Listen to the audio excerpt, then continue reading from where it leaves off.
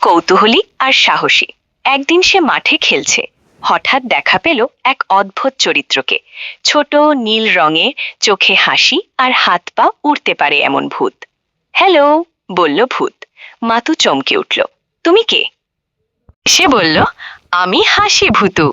আমি ভয় নেই, আমি শুধু হাসি ছড়াই। মাতু প্রথমে ভয় পেল, কিন্তু হাসি ভূতের মজার নাচ আর জাদুকরি ছোঁয়া দেখে সে ধীরে ধীরে বন্ধুত্ব করল। হাসি ভূতু ফুল ফোটায়, ছোট ছোট পাখি আনে আর মাতুকে নানা রকম চমক দেখায়। গ্রামের পাশে একটি গুহার কথা শুনল, যেখানে প্রাচীন জাদুকরি রত্ন লুকানো আছে। রত্নটি গ্রামের খুশির জন্য খুব গুরুত্বপূর্ণ, তাই মাতু আর হাসিভূত সিদ্ধান্ত নিল তারা রত্নটি খুঁজে বের করবে। মাতু তার বন্ধু লিমাকেও নিয়ে গেল। ভেতরে ঢুকলো। হঠাৎ একটি ছোট মজাদার পোকা তাদের পথে আসে। সে বলল, আমি তোমাদের বাধা দিচ্ছি। হাসিভূতু হেসে বলল, ভয় নেই, আমরা শুধু মজা করি।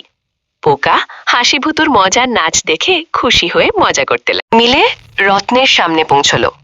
রত্নটি উজ্জ্বল নীল এবং চকচকে। হাসিভূত বলল, এর শক্তি তখনই কাজ করে যখন সবাই একসাথে হাসে। তারা সবাই হেসে রত্নের চারপাশে ঘুরল। রত্নটি হঠাৎ উজ্জ্বল হয়ে উঠল। সবাই হেসে খুশি হলো। দাদা জন্টু বলল, তোমরা সত্যি গ্রামের খুশির জন্য কাজ করেছ। মাতু হেসে বলল, সবাই মিলে হাসলে যে কোনো কষ্ট হারিয়ে যায়। এভাবেই মাতু আর হাসিভূতুর গল্প গ্রামের শিশুদের মধ্যে ছড়িয়ে পড়ল।